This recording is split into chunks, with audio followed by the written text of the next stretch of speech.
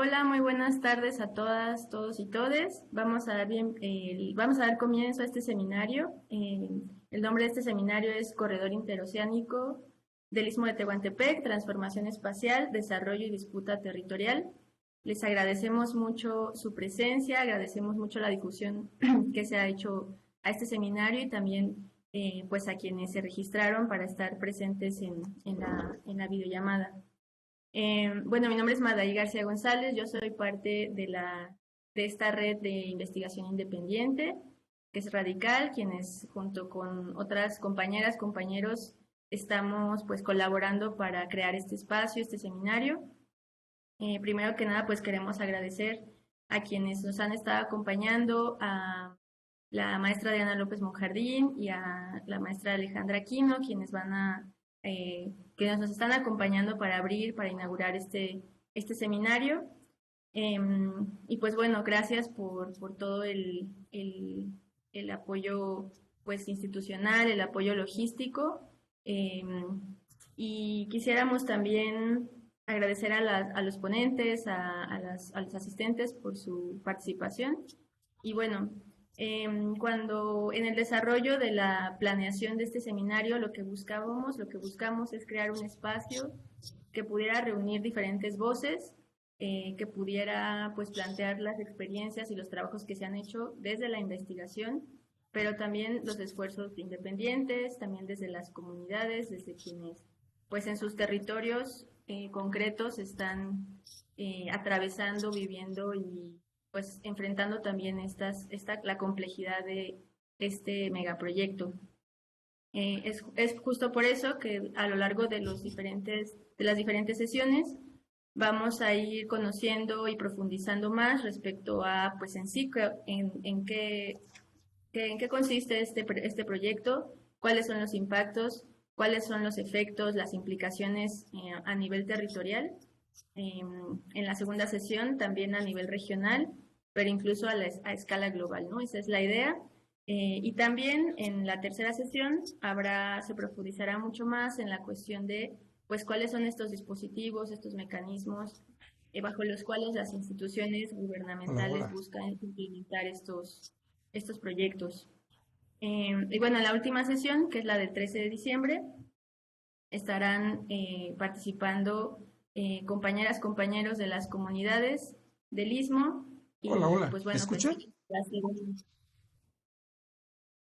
va a ser una sesión pues muy enriquecedora también. Y bueno, dentro de todos estos, a lo largo de las sesiones, propusimos algo que le llamamos una especie de mesa transversal, donde invitamos a personas, a investigadores que están específicamente eh, trabajando, investigando desde hace muchos años con lugares geográficos donde ya existen estos grandes complejos industriales y que nos parecía que podía funcionar como un buen Hola, hola. contrapunto. Sí, le escuchamos, compañero. Y bueno, nos parecía que podía ser como un buen contrapunto justo a la luz pues de lo que se está desarrollando, se busca desarrollar en el Istmo, pero conociendo esas experiencias desde otras geografías, como será la participación, la presentación de Brasil, del corredor Carayás, de estos complejos industriales que hay en la frontera norte de México con Estados Unidos, y también una experiencia desde Centroamérica. Entonces nos parecía también muy importante pues claro, como acercarnos a procesos en los cuales ya existen desde hace no solo años, sino décadas, este tipo de desarrollos. Y bueno, estamos muy, muy emocionadas, contentas pues de que se pudiera generar este espacio incluso en poco tiempo. Y pues gracias, agradecerles mucho la respuesta y bueno, también la paciencia. Y bueno, por mi parte, eso es lo que quería compartirles, recibirles, y me gustaría darle la palabra a la compañera, a la maestra Alejandra Aquino.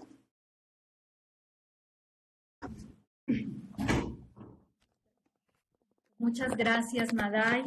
Bueno, pues buenas tardes a todas, todos, todes. Es un gusto pues estar aquí reunidos para la primera sesión de este seminario, convocado, como ya dijo Maday, por la Red Autónoma, Radical Red Autónoma de Documentación e Investigación sobre Conflictividad Socioespacial y Ambiental. Para CIESAS, pues es un honor acoger y respaldar esta iniciativa, ¿no?, impulsada por jóvenes investigadores, antropólogos, que desde Oaxaca pues están haciendo, pues me parece, otra apuesta epistemológica y política de cómo hacer investigación y de cómo entablar diálogos, ¿no?, sobre temáticas tan urgentes como los conflictos socioespaciales y el medio ambiente. Y pues su apuesta es hacerlo pues desde una perspectiva independiente, comprometida, ¿no?, con las regiones donde están. Y pues me parece que esto hay que celebrarlo, ¿no? A mí me da mucha esperanza que las nuevas generaciones estén haciendo este tipo de apuestas. Yo creo que la respuesta que tuvo la convocatoria muestra pues la necesidad, ¿no?, de discutir estos temas. Me parece que el programa es muy prometedor, ¿no? Y estoy segura de que van a salir diálogos pues muy interesantes, muchos aprendizajes, ¿no?, que permitan pues visibilizar los efectos de estos proyectos de despojo, ¿no?, que permitan visibilizarlo, además desde pues trabajos que con mucha seriedad vienen haciendo, ¿no?, desde diferentes latitudes y desde diferentes perspectivas. Pues nada más me queda decir enhorabuena, muchísimas gracias, Maday, Marco, ¿no?, por convocar a CIESAS también a poder respaldar esto, y pues adelante.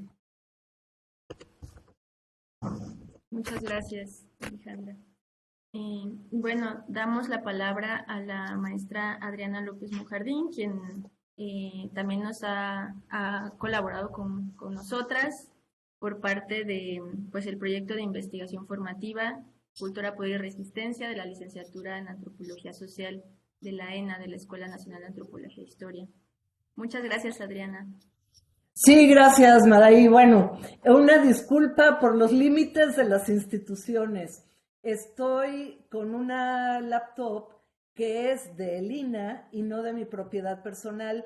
Eso quiere decir que tiene bloqueadas algunas características a las cuales no tengo acceso, y es por eso que no me permite activar la cámara. Les pido una disculpa.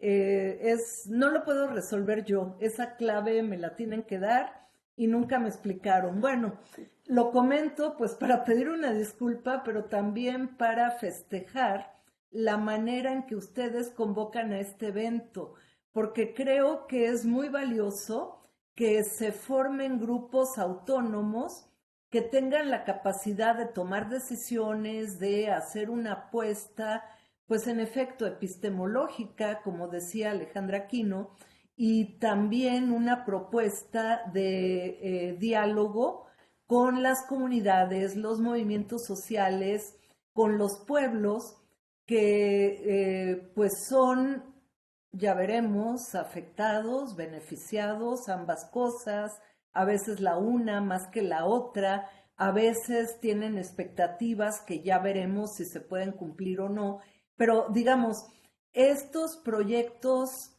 de lo que se llama desarrollo, pues están precisamente sobre territorios de pueblos que tienen algo que decir al respecto y que consideran que no han sido suficientemente escuchados.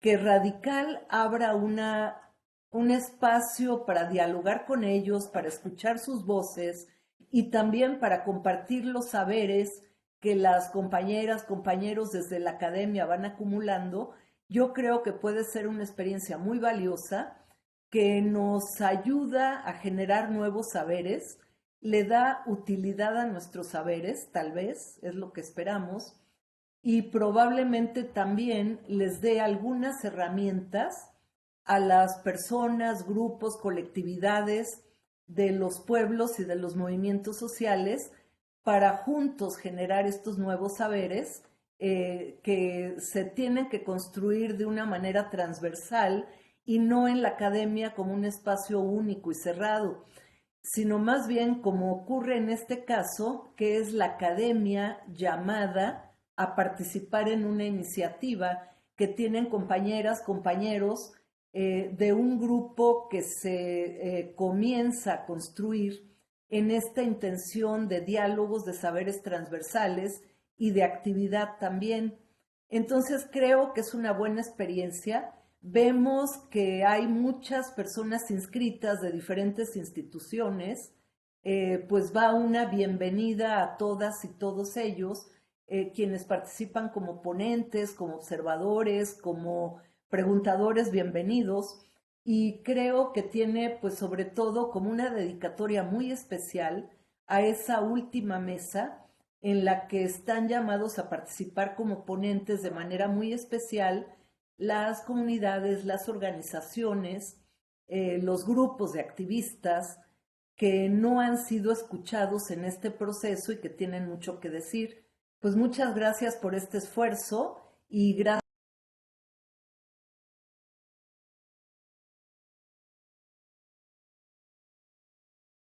Adriana, te dejamos de escuchar. Eh, pues solo les agradezco, les agradezco la posibilidad de ser parte de este esfuerzo y les agradezco su esfuerzo, pues sobre todo a Marco y a Madaí que promovieron esta iniciativa. Y es todo, gracias. Muchas gracias, Adriana. Pues sí, gracias pues por el apoyo y también por las porras.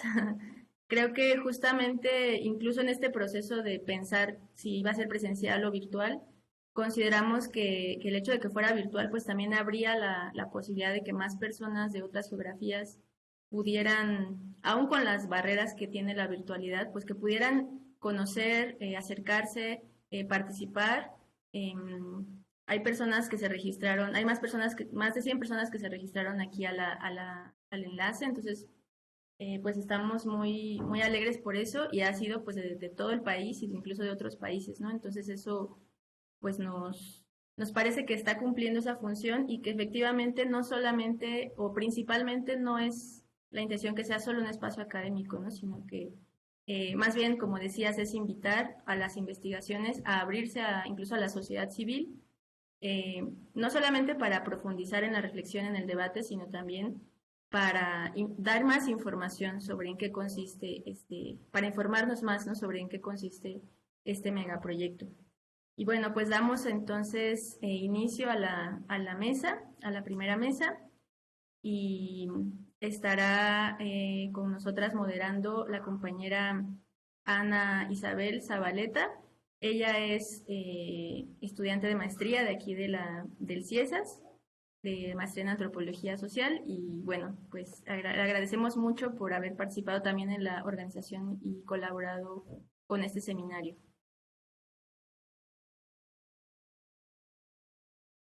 Hola, pues buenas tardes a todos, a todas, quienes, ay, quienes están aquí en sesión con nosotros, quienes están viendo desde las transmisiones de Facebook.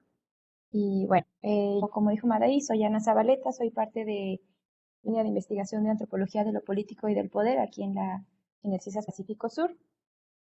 Y bueno, voy a moderar hoy esta mesa que se titula Proyecto de gran escala en el Istmo de Tehuantepec, en la que vamos a pues escuchar, a compartir y escuchar algunos temas sobre las dimensiones de infraestructura y los recursos que están dirigidos a la movilización de este megaprograma, el programa de desarrollo del Istmo de Tehuantepec. Vamos a escuchar algunos trabajos que hablan sobre el análisis de las implicaciones y transformaciones territoriales y espaciales en esta región y también pues algunas cosas sobre la movilización de recursos y actores financieros que va a implicar. Hoy tenemos 4 ponencias, van a estar con nosotros los compañeras Claudia Zamora Valencia, Rosa Marina Flores Cruz, Roque Juan Carrasco Aquino y Juan Manuel Sandoval. Y bueno, y sin más preámbulo, vamos a ir a la primera presentación, que es de Claudia Zamora Valencia. Claudia cursa el doctorado en antropología en la Universidad de Temple, donde estudia los efectos del corredor interoceánico del Istmo de Tehuantepec a través de la modernización del puerto marítimo de Salina Cruz, Oaxaca. Ella obtuvo una maestría en cine documental en el Hunter College y tiene una licenciatura en antropología cultural en la Universidad de Las Puebla. Desde 2012 ella colabora en instituciones y organizaciones de base que abogan por los derechos de las y los en la ciudad de Nueva York. Y bueno, el trabajo que nos va a presentar hoy se llama Un puerto de escala, neoliberalismo y desarrollo en Salina Cruz, Oaxaca. Y bueno, pues adelante, Claudia. Hola, buenas tardes. Muchas gracias. Muchas gracias por el espacio. Y me quedo con... ¿Me oye? Sí, voy a compartir la pantalla. Tú me dices si... ¿La ven?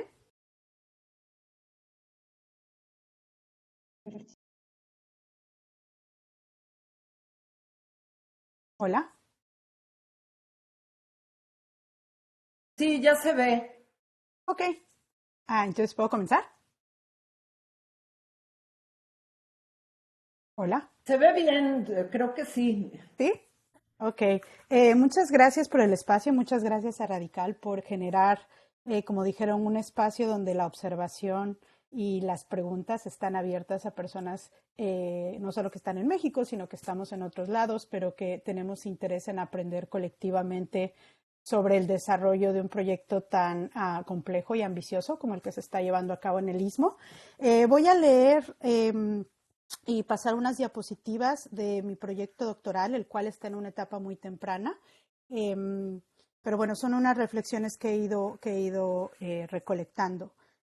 No puedo ver si se escucha o si se oye. Se ve como que está congelada la pantalla, pero si no se escucha, solo dígame, porque no veo reacciones de personas que estén en las imágenes, en las pantallas, como lo veía antes. ¿Hola? Sí, sí te vemos. Nos dices, por favor, si quieres que proyectemos tus diapositivas. ¿No se ven mis diapositivas? Todavía no. ¿Ahí se ven? Sí, se ve ahí la primera. ya las podemos ver, solo puedes adelantar y regresar una para ver solo que se muevan, por favor. Ya, ahí. Ahí está. Sí. ¿Sí se ven? Sí, Sí, sí se listo. ven bien. Ok, perfecto. En septiembre del 2023 recibí un video por WhatsApp en el que un grupo de personas esperaba bajo la lluvia la salida de un tren en Salina Cruz, Oaxaca. El video es corto, solo 4 minutos y ha sido compartido varias veces. En mi celular veo cómo el ferrocarril se acerca lentamente a la gente que vitorea junto a las vías. Algunas personas cargan a sus niños y otros sostienen sus sombrillas. A su paso, se observan imágenes de mujeres con vestidos tradicionales y la leyenda con Gobierno de México, Corredor Interoceánico y Secretaría de Marina pegadas al costado de los vagones.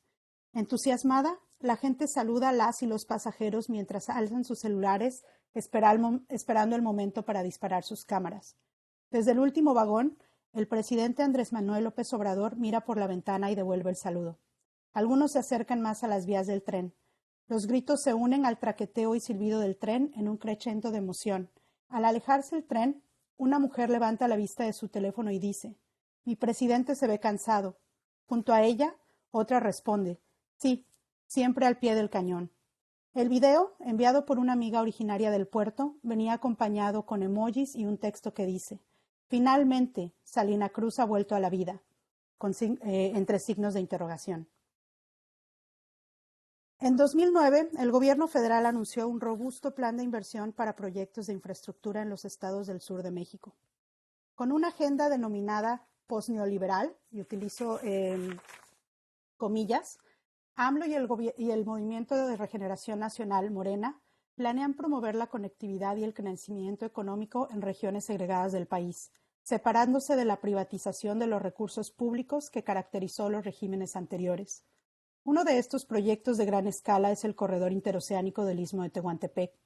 Esta plataforma logística multimodal tiene el objetivo de conectar el Océano Pacífico con el Golfo de México a través de la construcción de parques industriales, y significativas renovaciones del ferrocarril y los puertos de Salina Cruz en Oaxaca y Coatzacoalcos en Veracruz. De completarse, el corredor transformaría el papel de México en los mercados internacionales y, según sus promotores, convertirá el Istmo en un competidor con el Canal de Panamá. Utilizando la infraestructura como una categoría analítica, mi proyecto doctoral investiga de qué forma el modelo postneoliberal opera en la modernización del puerto de Salina Cruz.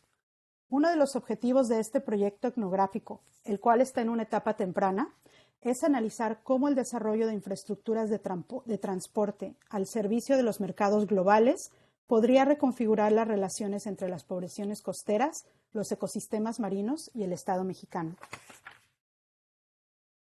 El corredor interoceánico es parte de una larga historia de iniciativas de desarrollo públicas y privadas, basadas en nociones de progreso y modernidad tanto del Istmo como del resto del país.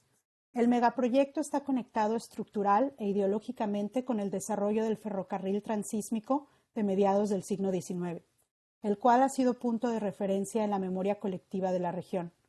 Después de casi 6 décadas de construcción, con altos costos de expropiación de la tierra y la explotación de la fuerza laboral, el ferrocarril del Istmo de Tehuantepec generó un breve pero significativo periodo de crecimiento económico, interrumpido abruptamente por la Revolución Mexicana y la inauguración del Canal de Panamá.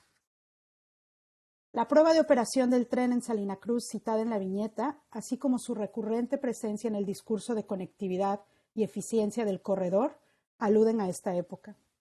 Mi interés en estudiar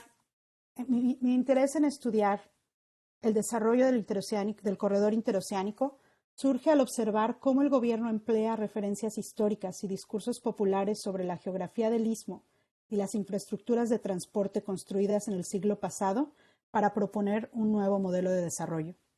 Me interesa cómo el megaproyecto opera a distintos niveles. Por un lado, las expectativas que pueden generar las ideas de conexión global y desarrollo regional, tanto para las poblaciones locales como para las instituciones gubernamentales y la inversión privada.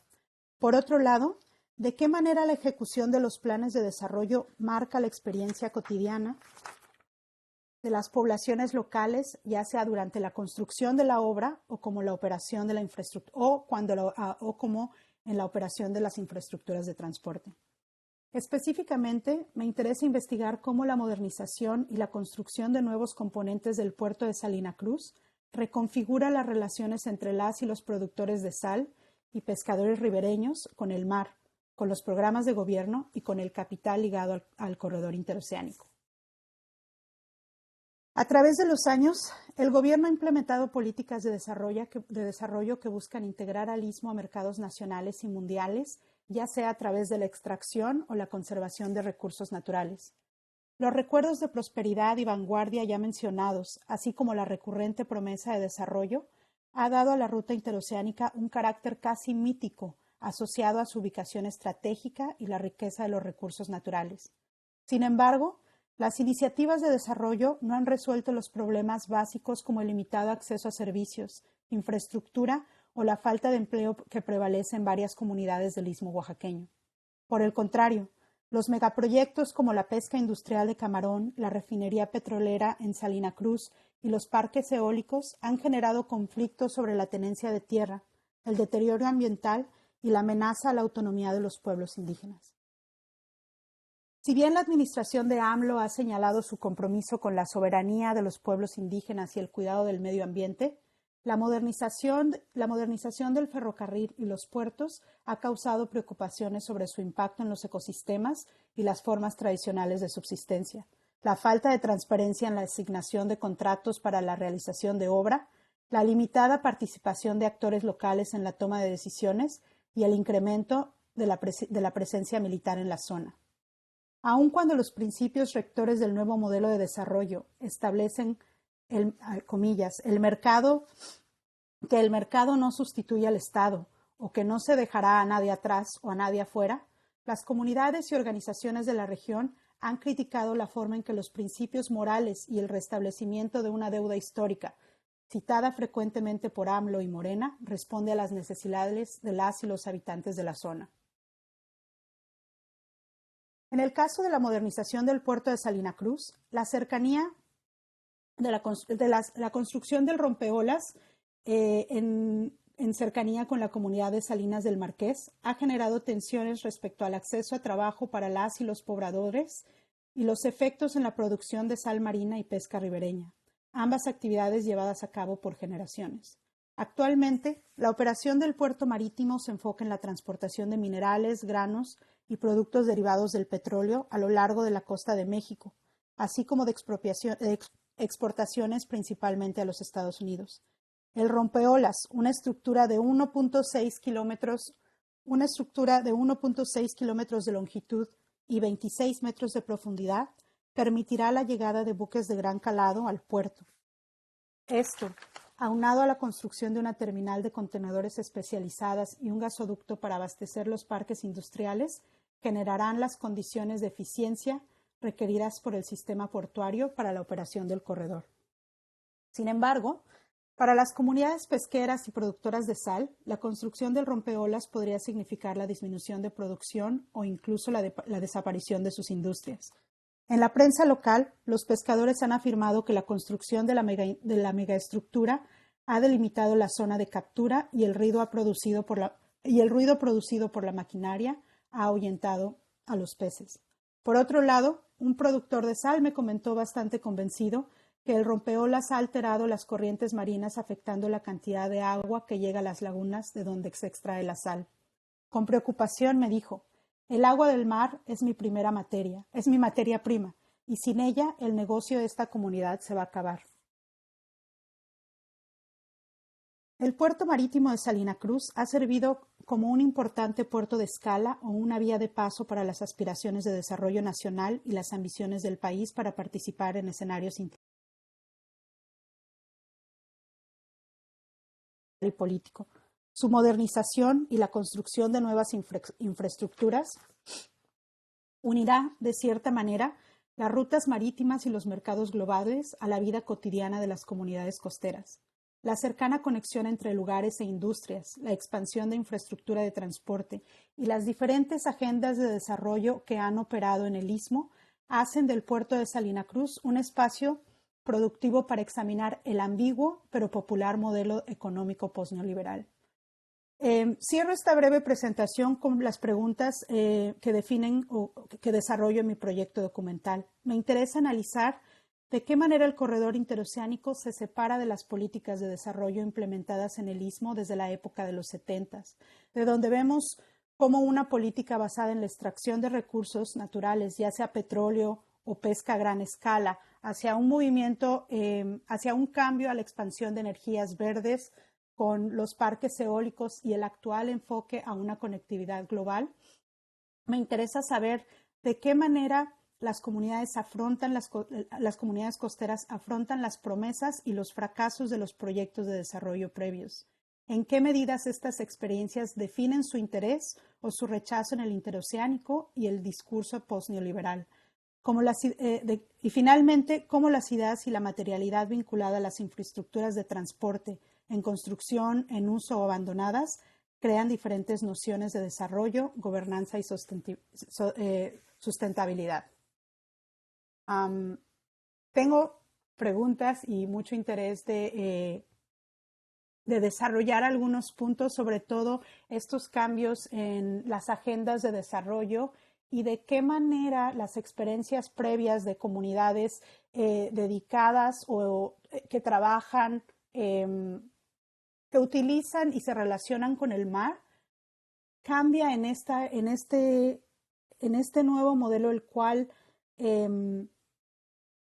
es vago, y creo que hay una intencionalidad en esta ambigüedad, en esta noción que se mueve más allá del neoliberalismo, pero que en realidad no hay una claridad de hacia dónde va. Cierro esta presentación con mi información de contacto y estoy muy entusiasmada en estar en el seminario. Gracias.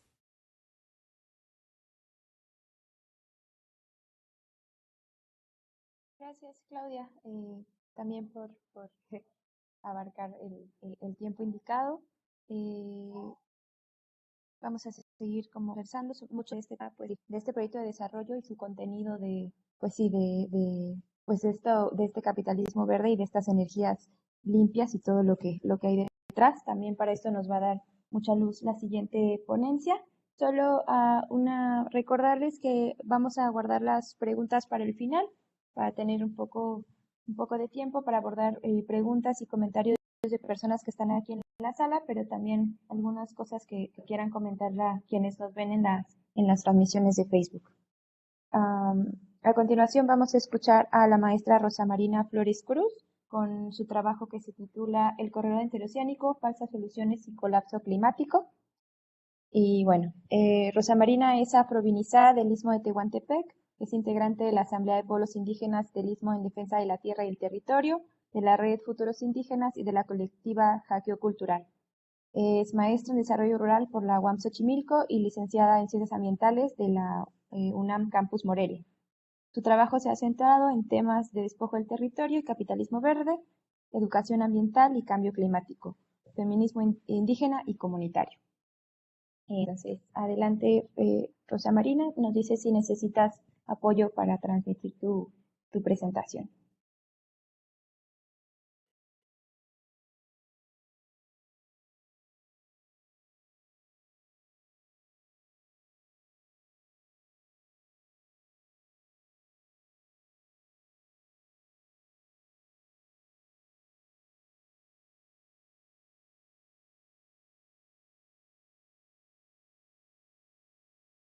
No te escuchamos, compañera. No sé si alguien más en la sala le escucha, pero aquí en CIESAS no te podemos escuchar. No, no se escucha y se ve que la conexión de internet está inestable. Tal vez si quitas el video y dejas el audio, a lo mejor mejora.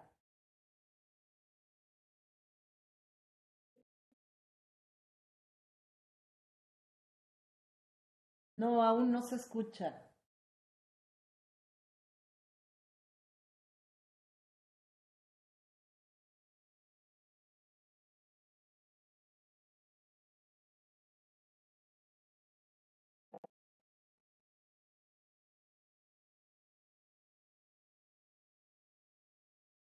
La compañera está teniendo problemas con su audio. Vamos a esperar que regrese.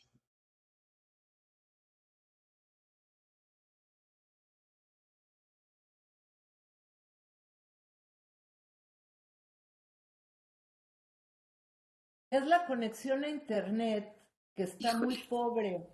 Solo ves una rayita roja, mientras que los demás vemos rayitas verdes. ¿Te das cuenta? ¿me escuchan? Disculpen. Sí, ahora sí, sí, Sí, perfecto, ya. Sí, Sí, ahora te muy sí. bien. escuchamos.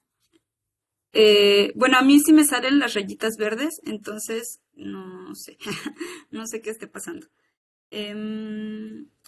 Y saber si ven mi pantalla.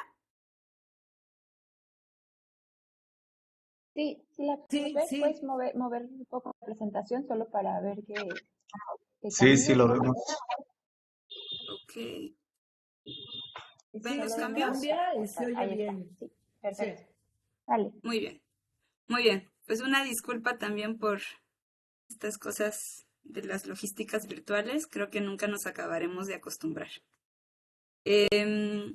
Pues yo también empiezo agradeciendo mucho la iniciativa de abrir este seminario y de crear este espacio de conversación para poder construir una perspectiva un poco más pues compleja, ¿no? De lo que significa un proyecto de esta magnitud en una región pues también ya bastante, como nos ha comentado la compañera anterior, pues impactada y pues donde ya se están configurando una serie de relaciones y de vínculos de poder, ¿no? y económicos. Pues yo un poquito más que un trabajo o un planteamiento, pues sí, de investigación, voy a compartir como una especie de marco para interpretar lo que estamos viviendo actualmente en el Istmo, Esto no es parte de ningún proyecto de investigación formal, sino que también es parte como de la perspectiva que estamos tratando de construir desde los movimientos sociales, desde organizaciones y colectivas para poder entender la manera en la que se está configurando este proyecto. Y pues partiendo desde eso, pues nombrar, ¿no? Que la presentación la nombré como colapso climático, también en un afán como de llamar la atención a el actual estado en el que se encuentra pues el planeta en temas de crisis climática.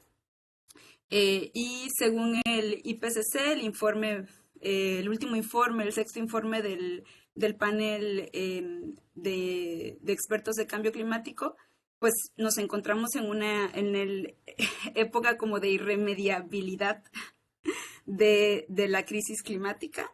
Es un hecho, ¿no? que hace tiempo que ya estamos experimentando, pero que además ya los impactos que se están viviendo pues están de manera acelerada, y esto es algo que podemos percibir perfectamente dentro de nuestros territorios. También aquí un poquito hacer este recuento que es sumamente importante, que ya compartía un poco en su relato la compañera que me precedió. Y esto es necesario señalarlo porque hablar de este colapso climático se vincula con esta ruta histórica de explotación de la tierra y de explotación de los territorios. Y en el Istmo de Tehuantepec viene desde hace pues larga data, ¿no? No es un proyecto que haya salido en este sexenio o que se le haya ocurrido de repente al actual presidente, sino que viene arrastrando una lista de intenciones de aprovechar justamente las condiciones geopolíticas de la región, de las que seguramente escucharemos mucho más, ¿no? A lo largo de las conversaciones que se van a dar en este seminario. Entonces, iniciar yo sí nombrando el Tratado Maclean-Ocampo en 1859, porque fue un tratado que intentó firmarse, de hecho que fue firmado pero no fue ejecutado, y que hacía básicamente lo que está ocurriendo ahorita, ¿no? En el panorama del corredor interoceánico. Militarizar también, buscaba militarizar la región para poder garantizar el control del traspaso de mercancía para Estados Unidos a lo largo de toda la región. Después, ya mucho después, en el siglo XX, pues empezamos a ver toda una serie de proyectos que no llegaban a cuajar, no llegaban a consolidarse. El proyecto de comunicación interoceánica por Tehuantepec, el proyecto Alfa Omega, el gran proyecto del Plan Puebla-Panamá, que además ya extendía la visión, ¿no? regional y no se detenía únicamente en la posición como del istmo oaxaqueño y veracruzano, sino que ampliaba hacia el sur, hacia Centroamérica, que esto también es una parte clave de lo que ha significado los intereses económicos que se han instalado en la región, ¿no? Esta visión de regionalidad. El corredor eólico, que está sumamente vinculado también, porque justamente genera un panorama inicial en el que ya un proyecto que llega, como es el corredor interoceánico, pues está sumando y está también aprovechando las vulnerabilidades ya creadas en la región a partir de este gran proyecto de inversión que fue el corredor eólico. Las zonas económicas especiales, que tal vez las recordemos algunas, que fueron nombradas por Enrique Peña Nieto y que básicamente fue retomado nuevamente por el actual gobierno de Andrés Manuel López Obrador para presentar lo que ahora están estableciendo como el corredor interoceánico. Y de nuevo aquí yo sí quisiera vincular el carácter regional y señalar cómo, voy a regresar a eso al final, pero cómo esto también está interrelacionado con los otros proyectos de desarrollo que se están planteando en el país, en particular con el Tren Maya y con el desarrollo de la península de Yucatán. Entonces, cuando hablamos de este proyecto, ¿qué es lo que estamos viendo? Mucho del discurso, y también eso, parte de la narrativa que nos nombraba la compañera anterior, es muy interesante porque empieza nombrando el ferrocarril y ella habla de estas referencias históricas en torno al tren. Y eso es una parte súper fundamental porque es lo que se vincula también con el carácter identitario de lo que existe y de lo que representa este proyecto para nuestra región. Y ese solo es un elemento pequeño de todo el complejo que implica el corredor interoceánico.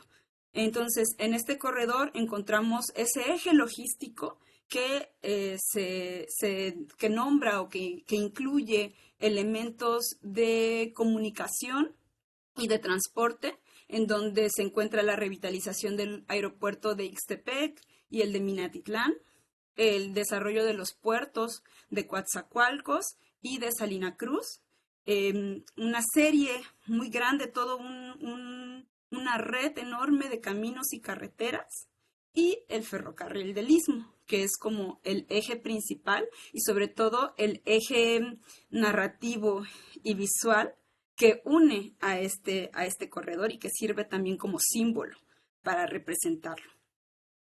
Aunado a este eje, nos encontramos los PODEBIS, los polos de desarrollo y bienestar, como se nombra, que se plantean a lo largo de toda la zona, ¿no? De todos los municipios, son, me parece que 72 municipios, a lo largo del Istmo de Tehuantepec, en la parte de Oaxaca y la de Veracruz, y que según los comunicados del corredor interoceánico, toda esta información la saqué de los comunicados oficiales de la página del corredor interoceánico, cuando todavía era director Rafael Molinero.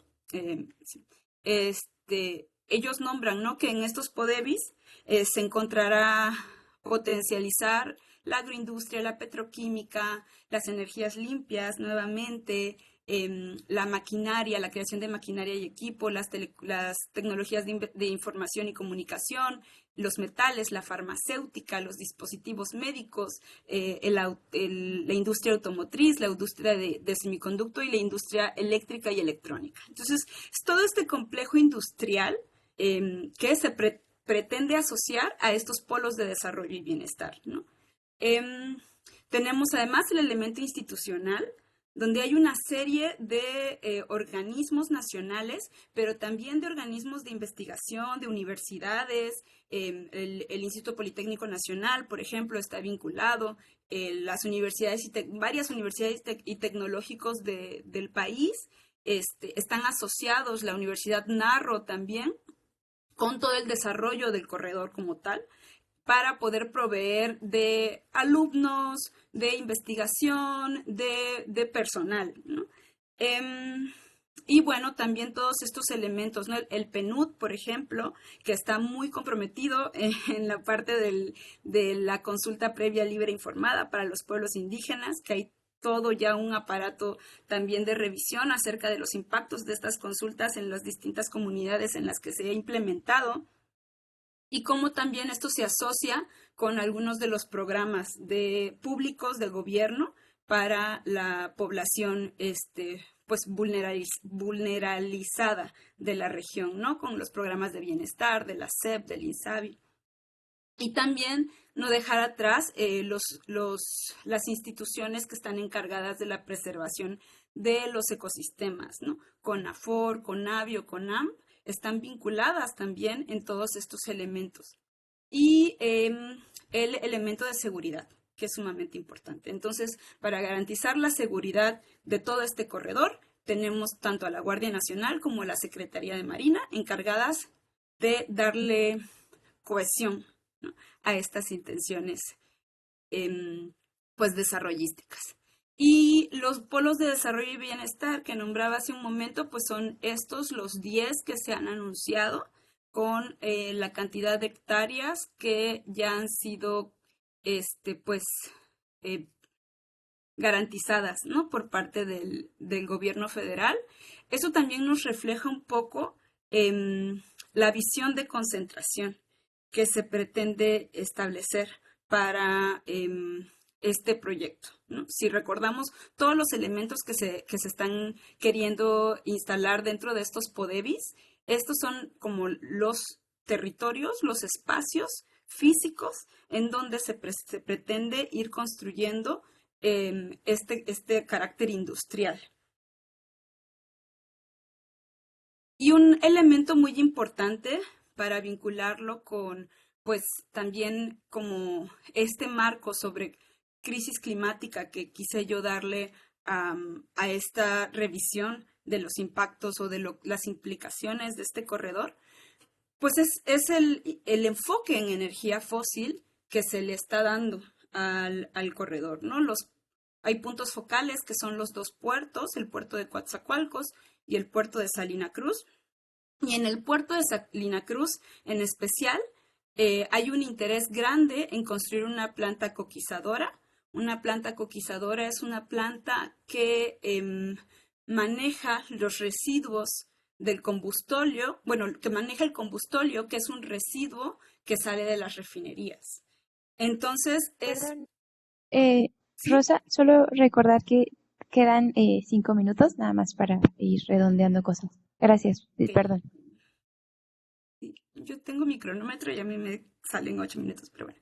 Entonces, la planta coquizadora procesa todos estos residuos y justamente contribuye además con toda esta industria de la construcción, que es una de las que más ha impactado a las emisiones globales de gases de efecto invernadero.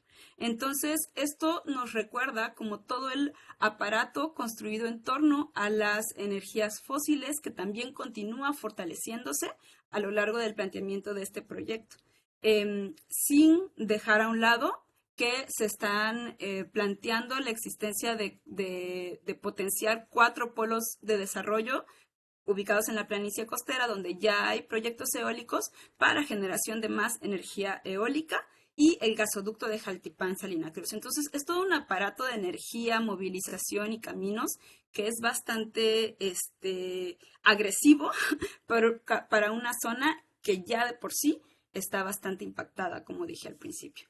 Esto, pues también traerlo a colación en el contexto nacional, ¿no? El contexto de cuál es el estado actual de términos de lo que se está haciendo o no se está haciendo sobre la crisis climática, ¿no? O lo que llaman, por ejemplo, la transición energética. Entonces, pues México continúa, inclusive, a pesar del discurso de plantear la presencia, por ejemplo, de proyectos de energías renovables desde este modelo tan violento que se ha implantado en la región del Istmo, se continúa en realidad fortaleciendo el área de la energía fósil y se continúa fortaleciendo estos vínculos de destrucción también entre lo que son las energías fósiles y el desarrollo del país. Y eso está claro en el corredor interoceánico, ¿no? Es parte del eje modal de esta propuesta de desarrollo. Y aún así, también nos encontramos con este discurso verde del capital de poder plantear una supuesta respuesta para enfrentar la crisis climática, ¿no? Por eso nombraba yo que está CONAFOR, está CONAVIO, está Semarnat bastante involucrada en estos proyectos. Hay una gran cantidad de áreas forestales destinadas a pago por servicios ambientales y probablemente también abonos de carbono, como está en el Tren Maya. El Tren Maya tiene también un gran espectro de hectáreas de tierras destinadas a esta clase de mecanismos de especulación por derecho a contaminar. Bueno, esta es una imagen rápida según el Climate Action Tracker, que es este organismo que está monitoreando cuál es el estado de los países con respecto a sus emisiones de carbono, pues cuál es el estado de México, ¿no? Y es críticamente insuficiente. Y esto, si nos quedáramos únicamente en lo que dicen todos estos pues, estudios atmosféricos, ¿no? Pero si vamos más allá, para tratar de entender qué es lo que implican todas estas cadenas de de valor y todas estas cadenas también de especulación directamente sobre los territorios. O sea, independientemente de lo que ocurre, por ejemplo, a nivel internacional, en los espacios de negociación y de los compromisos que se asumen como país para supuestos límites de generación de gases de efecto invernadero, hay impactos que están siendo muy claros, ¿no? Tanto por los proyectos, los modelos extractivistas ya establecidos, como por estos proyectos con modelos que están planteando supuestamente rutas desde la sostenibilidad y desde lo verde y la conservación. Y a esto es a lo que nombramos como capitalismo verde, ¿no? Que está aprovechando estos nuevos nichos de oportunidad para la acumulación del capital a costa, como siempre, de territorios de pueblos originarios. Y justamente es nombrar que todo esto tiene esas causas coloniales, tiene esta relación de origen y que no es algo que haya iniciado, como decía al principio, de la nada, ni de un espacio como hipotético o de solo planteamiento de hoy queremos desarrollar la región del Istmo porque le hace falta, sino que tiene un origen colonial y tiene un origen que se ha estado reproduciendo a lo largo de los siglos. Y aquí simplemente es este mapita para marcar esta relación territorial y este vínculo existente y claro entre ambos proyectos, el proyecto del Tren Maya y el corredor interoceánico, y cómo están vinculados justamente en toda esta lógica de la explotación de los territorios. Y solo para cerrar, nombrar que justamente por eso es que las resistencias que se están originando y que han estado existiendo desde también más de 500 años en los territorios indígenas, pues están haciendo frente directamente a estos proyectos de devastación, ¿no? Uno de los ejemplos es el Pitayal, la defensa del Pitayal, que es la defensa de un bosque, de una selva baja que se está amenazando por un PODEBI, uno de los polos de desarrollo y bienestar, y ahí invitarles también a que escuchen las ponencias de los compañeros que van a estar hablando al respecto más adelante en este seminario, y una disculpa por el pasarme en el tiempo y muchas gracias. Vale, sí, igual vamos bien de tiempo en el programa, entonces, pues muchas gracias, Rosa Marina. Creo que es muy importante este panorama que nos hace entender también el tejido como entre lo económico y lo institucional también de este mega programa. Y también es formas de acumulación de capital financiero a través de los mecanismos, que es algo que creo que no siempre el contexto, este programa en el contexto del colapso ambiental, ¿no? Me parece muy importante también. A continuación vamos a escuchar a Roque Juan Carrasco aquí.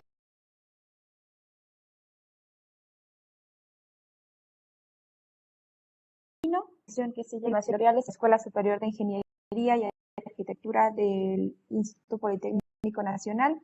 Es maestra en Administración Urbana Regional de la Escuela Superior de Ingeniería y Arquitectura de Poli también. Es doctor en Urbanismo por la Universidad Politécnica de Cataluña y tiene grado por el Consejo Iberoamericano, la Punta del Este Uruguay, y otro por la en Desarrollo Sostenible. Los últimos de territorio como docente e investigador en el programa interdisciplinario de investigaciones y estudios del ambiente del Politécnico Nacional. Y bueno, adelante, doctor Roque. Buenas tardes.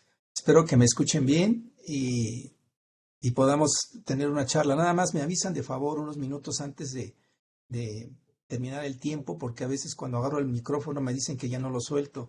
Entonces sería conveniente que me avisaran de favor.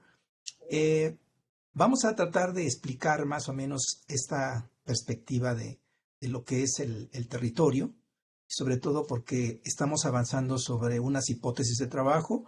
Esto es parte también de un reflejo que hemos hecho sobre el Tren Maya, hablando también del territorio y de la contaminación y demás, ¿no? Y entonces hay algunos elementos que es necesario que nosotros tengamos a bien revisar. En ese sentido, entonces, como punto de partida, planteamos tres elementos fundamentales. ¿Qué es el territorio? y a partir de cuándo podemos considerar un territorio, cómo se construye, cómo se deconstruye, quiénes se apropian y cómo se va transformando. Socialmente sabemos de que el territorio parte con esta idea, ¿no?, de cómo se va construyendo, donde se concentran diferentes actividades, además también donde se concentra un espacio como una segunda etapa de la propuesta, cómo se apropian de manera privada y el Estado también juega un papel importante y también las comunidades o la colectividad. Y un tercer elemento que ese es el punto donde nosotros quisiéramos tocar, que es un espacio de la reproducción social, cultural, etcétera, pero retomando un tanto la idea central de David Harvey cuando habla acerca del espacio. El espacio para él es un lugar donde se reproduce el capital. Y esto es lo que podemos reflejar en ese sentido. La siguiente, por favor. En ese sentido podemos ver que en efecto lo que está sucediendo hoy día en el territorio del sur-sureste de México es justamente ver que el territorio sufre transformaciones. Hay que ver en ese sentido también de que la propuesta del proyecto transoceánico tiene ya desde 1859, más o menos en la época de Juárez, cuando se intentó abrir esta zona y darle permiso a los Estados Unidos para que pasara libremente en esta zona. Ya desde entonces sabemos de qué papel juega Estados Unidos en toda América Latina. En ese sentido, entonces, es un proyecto que nace justamente para tratar de vincular o tratar de utilizar los dos océanos para transportar más que nada mercancías, y que esto es la demanda a nivel global, donde la economía está jugando un papel importante ya desde 1854, 40 y tantos, así más o menos, cuando Marx plantea de que la globalización se da justamente en la esfera de la mundialización de la economía. O sea que lo que estamos viendo ahorita no es reciente, sino tiene ya sus años, y cómo se va reproduciendo el capital, de qué manera se apropian del territorio, de los territorios, y sobre todo donde hay recursos naturales. En ese sentido, entonces, hablar del proyecto transoceánico que ha impulsado el actual gobierno tiene cuando menos tres elementos importantes. El primer elemento es la base de la mundialización, sobre la base de los corredores industriales, y ver la manera de cómo tener unos índices y unos elementos como para poder activar o reactivar la economía del sur-sureste. Ya se mencionaba también en ese momento de que el proyecto Tren Maya tiene elementos importantes que debemos de considerar y como un arrastre de la economía del sur-sureste. No tanto iría a la cuestión de la contaminación, porque ese es un mito que a veces trae, incluso cuando estamos hablando de estos proyectos, dicen que hay contaminación, que hay depredación, y al final de cuentas no existe. No existe como tal, porque esto ya pasó, ha sucedido ya de décadas, y lo que hoy día estamos viendo es justamente que el capital nacional y el capital transnacional están en contra de todas las obras que está generando hoy día la actual administración. Sabemos de que el proyecto Tren Maya pasará, por ejemplo, en la refinería Dos Bocas, y vendrá justamente a tocar sobre el eje transoceánico para utilizar esos espacios. Desafortunadamente es para la reproducción ampliada del capital a nivel mundial. Y México en este espacio va a jugar un papel importante, aunque algunos dicen que es un complemento del Canal de Panamá, pero en ese sentido lo vemos de que no, que está jugando este papel. El segundo punto que vemos en esta perspectiva es de que hay puntos nodales preocupantes, pero que no es de esta administración, pero que no hace dos años o 3 años que lleva la administración, sino que esto se aplicó desde la política neoliberal. No apoyar al campo, no apoyar, por ejemplo, de crear una fuerza intelectual o recursos humanos capaces de comprender y de transformar el territorio del sur-sureste, en este caso de la región del Istmo. No sucedió. Por el contrario, le estaban apostando los industriales y los empresarios del norte, era un papel importante para ellos, es la migración de la fuerza de trabajo. la migración no solamente del país, del sur-sureste, sino también de Centroamérica. A mayor cantidad de fuerza de trabajo, abarata la misma. En ese sentido, entonces, hay que ver qué es lo que está sucediendo con el territorio en ese escenario. Tercer elemento que también estamos viendo como manera de hipótesis de trabajo, sobre todo la región, que con los 10 parques industriales se dice que va a haber empleos, que no va a haber contaminación y que además de esto ampliará un tanto la producción económicamente, la población económicamente activa para poder generar lo necesario para la reproducción de la misma fuerza de trabajo. Esos tres elementos están o subyacen en esta perspectiva del proyecto del transoceánico. En ese sentido, entonces, ¿qué es lo que nosotros queremos hacer? ¿Qué podemos hacer? ¿Sí? Porque a veces la gran mayoría de los que están en contra, mayoría en el sentido de que tienen voz y voto, pero no tanto las comunidades que son acalladas, las obstruyen, por ejemplo, o no les permiten realmente de denunciar o de qué manera pueden participar, ser protagonistas de su propio territorio, de su propia economía y de su propia comunidad.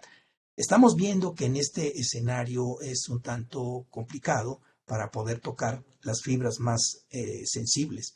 Sabemos de que las organizaciones que están en este escenario no lo hacen con la intención de estructurar una comunidad o estructurar una organización que defienda no solamente el territorio per se, sino desde el punto de vista de las posibilidades de proyectos productivos, de proyectos académicos, de proyectos, por ejemplo, de investigación. Estas organizaciones, al menos de los que están ahí en el Istmo de Tehuantepec, no tienen la visión de ver más allá que una cuestión economicista. Y hay riesgos también, esto a manera de hipótesis, de que están financiados por esos grupos, por ejemplo, de poder que están en contra, sobre todo de los grandes proyectos que tiene la actual administración. ¿Por qué? Aquí podemos ver muchos elementos, podemos tocar algunos, por ejemplo, en este caso, que el Grupo México, al ver desplazado su capital o los intereses que tenía, hizo en la parte de la zona norte del tramo 5, tenía un compromiso de construir unos kilómetros del proyecto, no cumplió y tuvieron que rescindir el contrato. Entonces, para esto lo que hizo el Grupo México es pagar a los supuestos ambientalistas y a algunos académicos para decir de que había contaminación, de que había depredación, de que había etcétera, etcétera. Pero nunca se fijaron qué estaba haciendo Calica, qué están haciendo el sector inmobiliario ahí en esa zona de donde atraviesa el Tren Maya, etcétera, etcétera. Lo mismo está sucediendo en esta zona. Hemos leído, por ejemplo, algunas declaraciones de las organizaciones que están en contra, pero no tienen un elemento fundamental como para decir hay depredación solamente, y utilizan a la comunidad, a las comunidades o a la población indígena para manifestar de que están en contra, de que nunca se les consultó. Ese es el escenario, cuando menos, de lo que estamos viviendo y viendo en esta relación. Ahora, ¿cómo vemos la propuesta del transoceánico? En efecto, es un lugar, un espacio que reduce de los 300 kilómetros y aproximadamente se atravesará del puerto de Coatzacoalcos de Salina Cruz más o menos entre 6 y 7 horas. Para el capital, para el desplazamiento de las mercancías, es necesario acotar el tiempo. Sabemos de que el lugar geográfico para la reproducción de las mercancías en el ámbito de la producción, consumo, distribución y circulación de los bienes y servicios, tiene que buscar acotar justamente las distancias. Y ese es en ese sentido lo que está jugando este papel. Quiérase o no, el modelo actual, ¿sí?, a nivel mundial, está predominando y está dominando el capitalismo. Y esto depreda. Y un tanto retomo a la cuestión cuando decía Walter Benjamin, cuando hay progreso, hay devastación. Y esto lo planteó en la época hitleriana también, ¿no? Y entonces estamos viendo que esto sí va a haber progreso, pero va a haber devastación. Ahora, la interrogante aquí, ¿hasta dónde se va a permitir la deforestación La contaminación, hay que ver qué tipo de contaminación, porque en el caso del Tren Maya decían de que iba a haber partículas que pululan al aire y preguntamos de que no, se va a utilizar el diésel y lo que genera diésel son gases y los gases se disipan. Entonces hay que ver, por ejemplo, qué tipo de contaminación maneja la oposición, manejan los líderes que quieren recibir una migaja, más que una migaja, una cantidad para poder callarse y decirle que no pasa nada. Son 2 o 3 organizaciones que están ahí tratando de obstruir. Y ahí sabemos también lo que ha pasado con las comunidades que defienden su territorio, lo defienden, pero no en un sentido de la defensa de que no vamos a permitir obras, no vamos a permitir ese llamado desarrollo del neoliberalismo, sino que de qué manera las comunidades deben jugar un papel importante en la zona. De qué manera, por ejemplo, las comunidades deben tener un papel importante, sobre todo en el sentido de cómo participar, qué beneficios obtendrán, de qué manera ellos deben jugar una instancia de determinación, sobre todo de manera consensuada, de manera democrática, y al mismo tiempo ver más allá que de lo economicista solamente, ¿no? Entonces son elementos que estamos viendo y vamos tratando de interpretar sobre todo qué va a pasar más allá del proyecto. Para ello estamos viendo, repito nuevamente, que estamos trabajando de manera de hipótesis de trabajo, sobre todo la dinámica que se va a presentar. Ya hemos visto por parte de algunos colegas que están haciendo investigaciones previas a este proyecto de narcotraficantes, que no solamente se dedican a la cuestión de la estupefaciente, sino también al traslado de los indocumentados, que los utilizan como sicarios o para otros fines. Entonces, ese es un elemento importante que debemos de analizar y de que también la política del Estado debe considerar, sobre todo cuando abra la posibilidad de la inversión, de qué manera este capital ilícito penetra en las obras de infraestructura. Tengo entendido de que cuando por parte del Estado mantiene una relación con la comunidad, inmediatamente vienen estos grupos, ¿sí? E intentan chantajear para decirle que si ellos no participan en las obras, inmediatamente habrá algún problema directamente contra los que están impulsando en términos de la organización, de la infraestructura, en términos de los proyectos. Esa es una cuestión que se debe de vigilar. ¿Qué está pasando con los narcotraficantes? ¿Qué pasa con la administración? Sabemos de que estos tienen ya décadas que están participando en la zona y con los nuevos proyectos que van a llegar, automáticamente quieren acaparar estos elementos. Entonces hay que ver qué está sucediendo en esta zona. Por otro lado... Compañero, sí, compañero, sí, ya le quedan 5 minutos nada más para Vale, que lo está tome en bien. cuenta. Ya voy redondeando. Gracias. Ahorita. Y sobre Dale, todo, si me sí, dejas continúa. esta diapositiva, ahorita llego a esto y para ver qué cosa queremos decir con ello. Entonces, de esta manera, hay otro elemento importante que debería de analizarse. Por ejemplo, lo hemos comentado entre los colegas, de que en esta región, sobre todo que yo creo que el porcentaje es de Oaxaca, un tanto de las comunidades que necesitan de un fortalecimiento, no solamente como mano de obra barata, sino que también posibilidades de construir centros de investigación que dependan del Instituto Politécnico Nacional y de la Universidad Nacional Autónoma de México, la UNAM y la UAM, Chapingo, la UAM, etcétera, etcétera.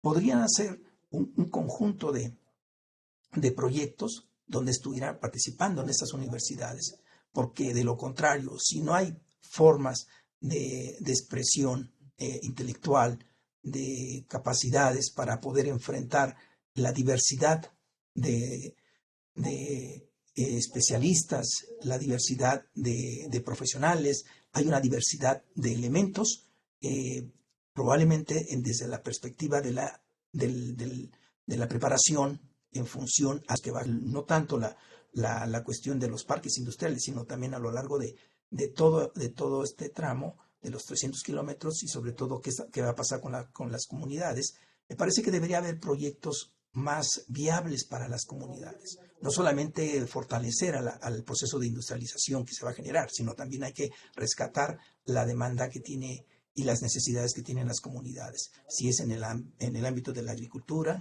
la agroindustria, la pesca, la cacería, la ganadería, etcétera, etcétera. Son elementos importantes que deberían de utilizarse, ¿no? Pero bueno, entonces en ese sentido también estamos planteando sobre la insustentabilidad de los proyectos si no se toma en cuenta a la comunidad o a las comunidades, si no se toma, por ejemplo, una actitud así de manera de inclusión, de solidaridad y de tolerancia, porque sabemos que en la región del Istmo hay mucho descontento y sobre todo por los líderes que empiezan a mover a la población a cambio de que les den una cantidad de millones de pesos que no les corresponde a veces a la comunidad o a las comunidades, pero sí se les queda a ellos. Eso lo podemos ver y si quieren otro día podemos mencionar a cuando menos 2 organizaciones que tienen historia en esa zona y que han hecho. Pero bueno, lo importante es de que son estos elementos que se necesita realmente para impulsar un desarrollo.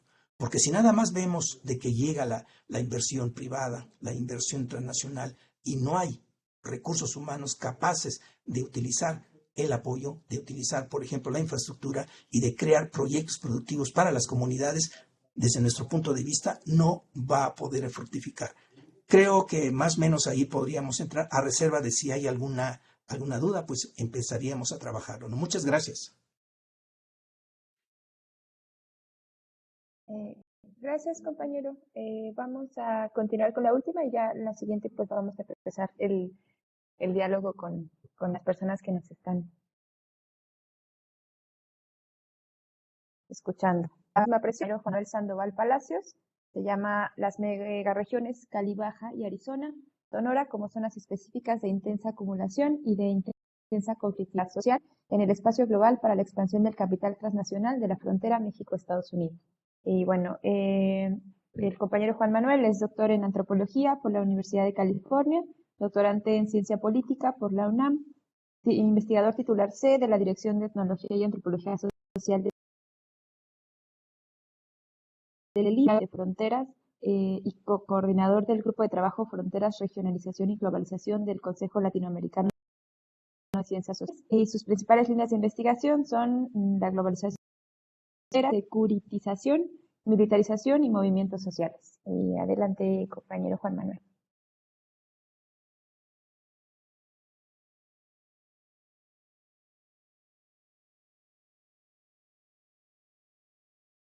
Y si nos puede avisar cuando tengamos que cambiar la diapositiva, por favor.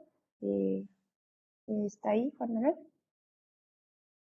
Muchas gracias por todo.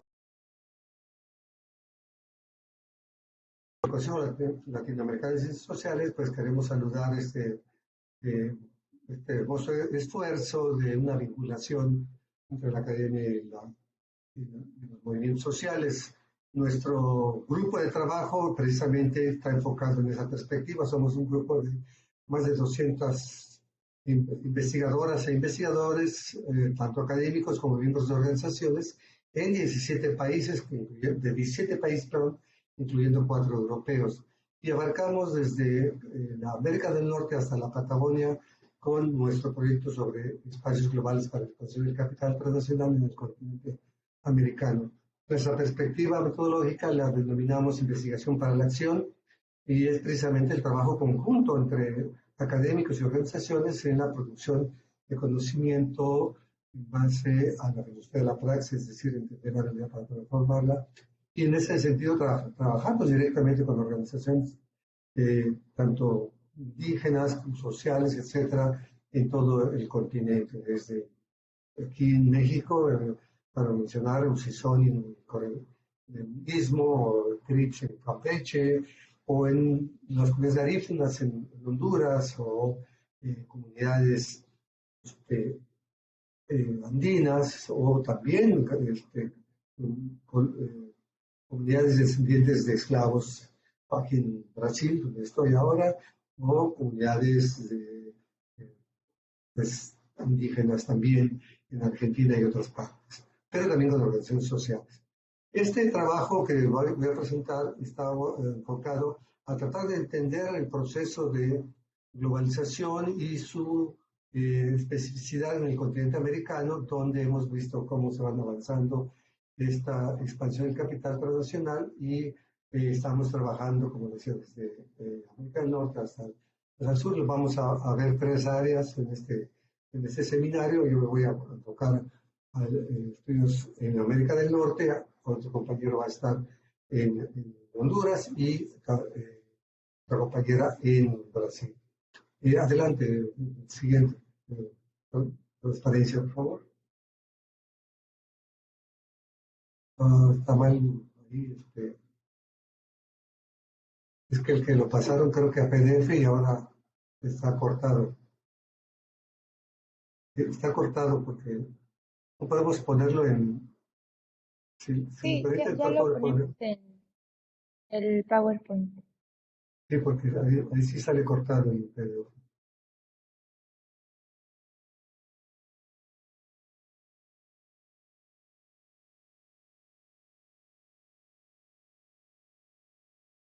Bueno, pues empiezo mencionando que nosotros partimos de analizar cómo desde la crisis del capital en la década de 1970 y 1980 del siglo pasado, esto da pie a un proceso de reestructuración del mismo, del cual surge la nueva fase del capitalismo, la del capitalismo global o transnacional, que contiene 4 formas novedosas. Una producción y un sistema financiero que se da de carácter verdaderamente global, se expande la producción y el sistema financiero a todos los rincones del planeta. Lo que va a ser generado o impulsado por precisamente las fracciones transnacionales de las burguesías de todos los países que van a formar una nueva clase, la clase capitalista transnacional, que es la que viene imponiendo sus intereses.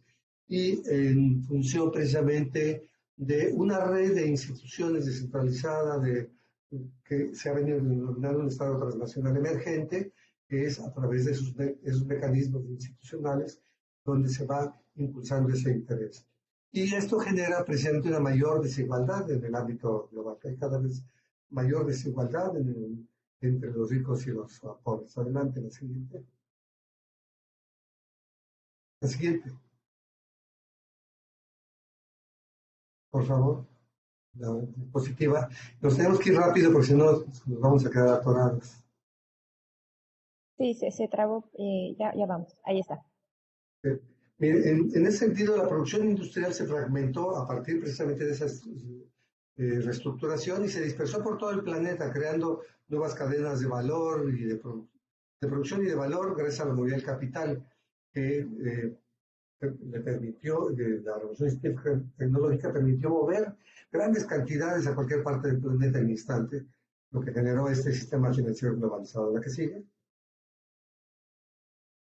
Entonces, en ese sentido, los grandes capitales de los bloques regionales se interpenetran y se difusan esos bloques, porque las fusiones, alianzas, joint ventures van a crear patrones regionales de acumulación que van a impulsar extensas zonas de intensa acumulación en regiones altamente desarrolladas, Norte de Europa, varias regiones del Asia y en América, en la frontera de Estados Unidos con México, es lo que vamos a ver. ¿Qué sigue? Dentro de esas zonas de intensa acumulación se impulsan espacios globales para la expansión del capital transnacional, en los cuales se vienen desarrollando, mediante ajustes espaciales, algunas porciones de los territorios, porque no son homogéneos, hay un desarrollo geográfico desigual, que van a comprender esos espacios globales, donde se va a establecer un amplio complejo entramado de infraestructuras necesarios para la expansión de tal capital, lo que busca generar mayores ganancias en el menor tiempo posible. Estas porciones de territorio son a las que denomino zonas específicas de intensa acumulación, término que considera una abstracción analítica, una definición operativa y un instrumento metodológico que nos permite analizar un proceso global que se da en los ámbitos local y regional. ¿Sí? Este complejo entramado de infraestructura de las zonas específicas de intensa acumulación tiene 3 niveles que lo configuran: infraestructuras jurídicas, físicas o materiales y de seguridad. El primero le asegura su viabilidad jurídica mediante tratados, planes rectores, decretos, acuerdos, etcétera, etcétera. ¿La que sigue? El segundo es precisamente la infraestructura física o obras para impulsar el transporte, el almacenamiento, los gasoductos, etcétera, etcétera, ¿no? ¿El que sigue? Y el tercero establece los mecanismos de securitización para la protección del capital internacional mediante leyes, acuerdos y decretos de seguridad, como lo han hecho ahora para sus megaproyectos, y que va acompañado por la militarización, pero con lo cual se busca contener las manifestaciones de lucha, resistencia y rebelión de sectores sociales. La que sigue. Esas zonas específicas se superponen y expanden sobre territorios y localidades, afectan la reproducción social, pero las comunidades responden a ello organizándose o incrementándose sus luchas para defensa del territorio y sus bienes comunes. ¿La que sigue? ¿La que sigue? Bueno, las tensiones que se generan al interior de estas zonas específicas entre el capital y el trabajo, la infraestructura que imponen, van a generar una serie de conflictos muy intensos. Por eso le denominamos también estas zonas específicas de intensa acumulación, zonas específicas de intensa conflictividad social. ¿Pueden cambiar a la que sigue, por favor? Entonces, estas zonas específicas de intensa conflictividad social se expresa claramente en la lucha de clases de carácter global en los ámbitos local y regional. La que sigue. En esta perspectiva es que analizo estas dos zonas específicas de intensa acumulación en la frontera México-Estados Unidos, la megarregión de Arizona-Sonora y la megarregión Cali-Baja. Adelante.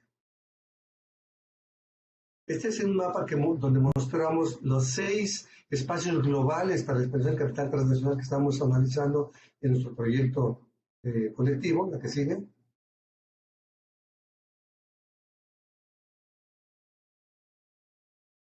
Y dentro de estos espacios globales vamos a ver con color azul las zonas específicas de intensa acumulación que estamos estudiando. En el caso de la frontera norte tenemos 4, y en el caso del proyecto Mesoamérica, que abarca desde el sur-sureste de México hasta Colombia, tenemos varias de ellas, y en el sur-sureste de México vamos a tener el corredor industrial Puebla, Tlaxcala, Tehuacán, el corredor interoceánico y la península de Yucatán. Esos 3 los consideramos como zonas específicas de intensa acumulación y zonas de intensa conflictividad social.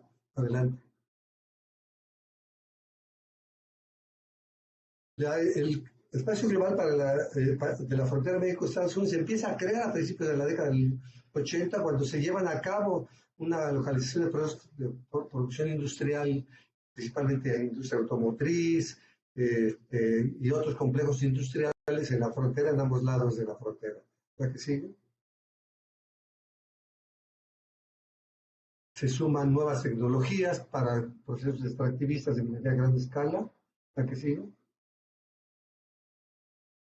Y se vincula ese espacio global al llamado cinturón de industrias de armamentos, el cual abarca el perímetro que va a lo largo de ambas costas de Estados Unidos, desde la frontera con Canadá hasta la de México, Estados Unidos, la que sigue.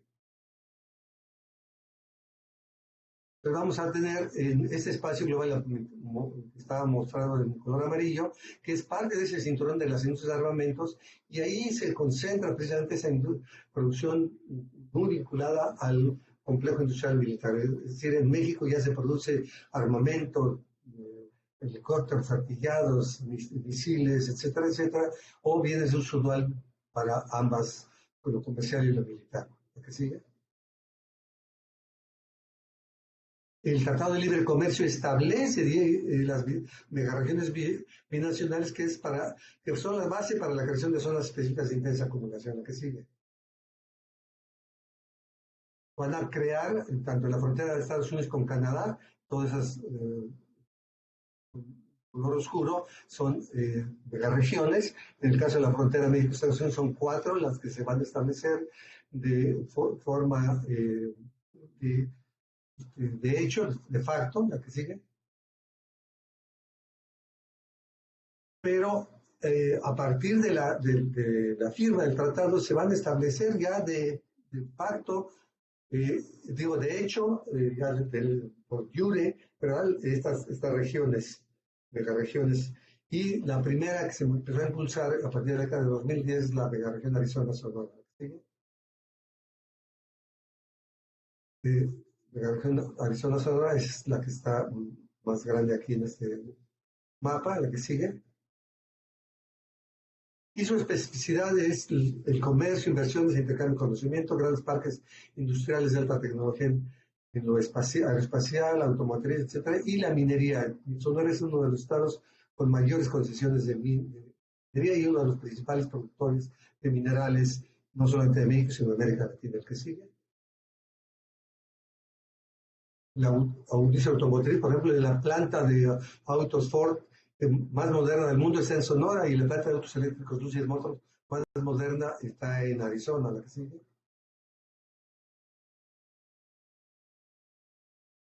Ocupa el segundo lugar en el clúster aeroespacial y Arizona tiene uno de los sectores aeroespaciales de defensa más importantes. Ahí se localiza Raytheon, que es la que fabrica los misiles Tomahawk, una de las armas más poderosas, y uno de los accionistas de esta empresa es Donald Trump. ¿La que sigue? En el caso de la megaregión Arizona-Baja California, se empieza también a partir de 2010 y es parte clave por la cuestión del acuerdo de Wassenaar para la producción de cuestiones de armas de alto poder. ¿La que sigue? Encontramos que en California, Baja California, se encuentra ahí el Valle del Silicón y de desarrollo nuclear en Berkeley, y una serie de grandes corporaciones vinculadas al complejo ACE, que es dentro de la industria de armamentos, y también en Baja California existen estas industrias. La que sigue. En ese sentido se han dado una gran cantidad de luchas de resistencia en ambas zonas específicas de intensa acumulación. En Sonora, por ejemplo, los pueblos Pima, Ceris y Guarijíos están bajo la amenaza de expansión minera. La que sigue. Igual los ODAM también contra los grupos delincuenciales que utilizan sus territorios y donde se trata de poner basureros de desechos tóxicos y nucleares. La que sigue. Los yaquis, que han estado en lucha desde el siglo XIX, han estado en resistencia contra un acueducto bloqueando la carretera y un gasoducto que atraviesa su territorio. La que sigue.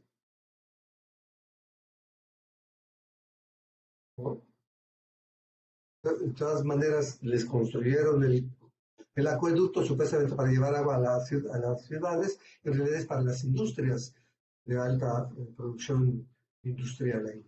Sigue. Se bloqueó durante años esa carretera para impedir el acueducto, pero igual ya está funcionando. La que sigue.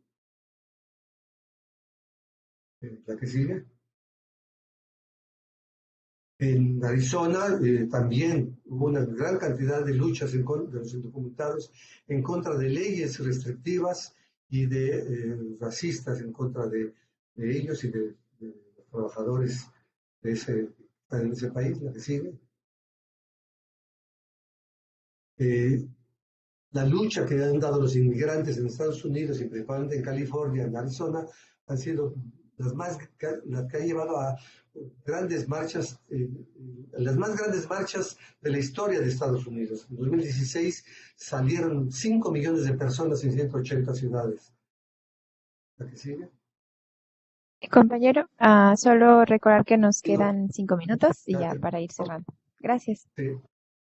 Esta es la marcha de Los Ángeles, California, la más grande que se llevó a cabo, ¿verdad? Por parte de los migrantes que decían, no somos terroristas, somos trabajadores, somos el cocinero de tu restaurante favorito, somos los que limpiamos los pisos, somos, etcétera, etcétera. ¿Qué sigue?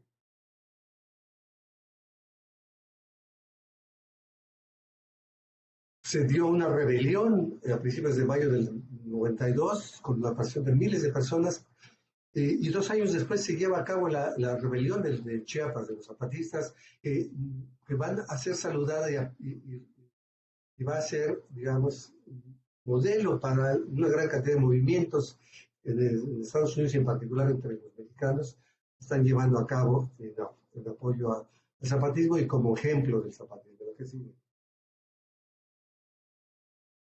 En Baja California, en 2015, varias decenas de miles de trabajadores agrícolas, principalmente indígenas, que laboran en San Quintín para empresas transnacionales, llevaron a cabo una huelga donde lograron un reconocimiento a su sindicato independiente y un aumento de sus salarios. La que sigue.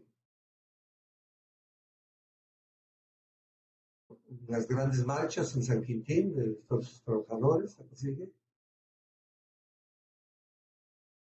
Y terminamos diciendo, tanto en California como en Baja California, ha habido una gran cantidad de luchas de resistencia en contra de condiciones laborales e impactos ambientales de las empresas transnacionales. Uno de los más recientes es durante la pandemia, como los trabajadores de las maquiladoras en Baja California fueron obligados a laborar, lo que resultó en contagios y muertes. Entonces hubo movimientos y luchas de resistencia en contra de tales medidas. Esto es solo un ejemplo de lo que está ocurriendo en estos espacios globales, y estas son las específicas de intensa acumulación y de intensa conflictividad social, que van a ser replicadas. Lo vamos a ver en todo el continente. Vamos a encontrar cómo nuestro análisis en el corredor interoceánico y en la península de Yucatán a través del Tren Maya y en el corredor Puebla-Tlaxcala. Por eso las definimos como zonas específicas de intensa acumulación y zonas específicas de intensa conflictividad social. Lo vamos a ver en el caso de Centroamérica y en el caso de Brasil en las exposiciones de otros miembros de nuestro grupo de trabajo. Muchas gracias.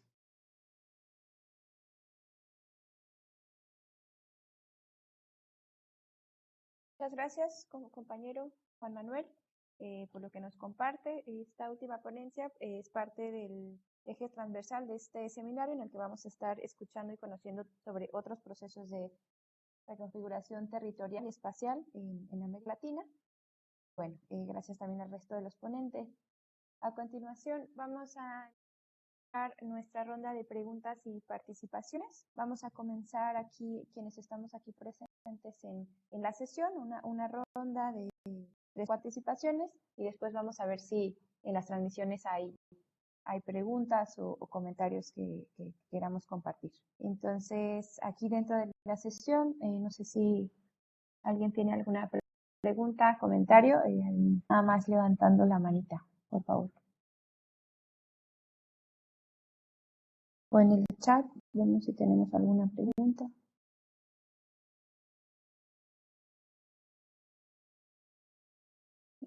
¿Nadie?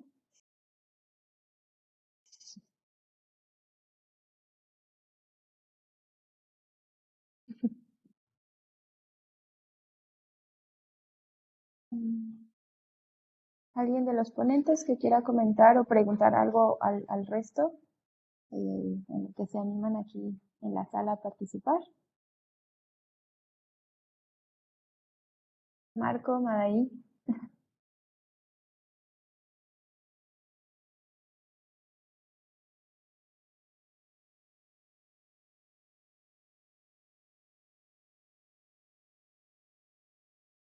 Yo tengo una pregunta. Soy Claudia. Sí, adelante, Claudia. Es para Rosa Marina. Una pregunta sobre el pago por derecho a contaminar que mencionaste. Había leído sobre proyectos que se llevan a cabo en Chiapas, pero te quiero preguntar si tienes en el radar proyectos de ese tipo en el Istmo que estén sucediendo. En la parte sur del Istmo, pues no, porque no hay casi área boscosa, pero sí hay asociado. ¿Sí me escuchan? Sí. Va. Sí te escuchamos. hay varias hectáreas destinadas a pago por servicios ambientales. Los pagos por servicios ambientales funcionan en ese esquema. es un esquema que justamente se establece en este marco de la especulación y la venta, compraventa de los derechos a contaminar. Y hay varias hectáreas, ¿no? que están ahí asignadas. Yo justamente uno de mis intereses es rastrearlas bien, o sea, tener como claridad de cómo se están comportando estos programas de pagos por servicios ambientales y de bonos de carbono, porque te digo que sé que en Tren Maya hay muchísimos bonos de carbono, muchísimos. Entonces, tengo la sensación de que probablemente con el corredor vamos a encontrar algo similar. Y es uno de, como de las, justamente de los puntos clave como para entender estas dinámicas de capitalismo verde dentro de estos megaproyectos y de la forma en la que están vinculadas.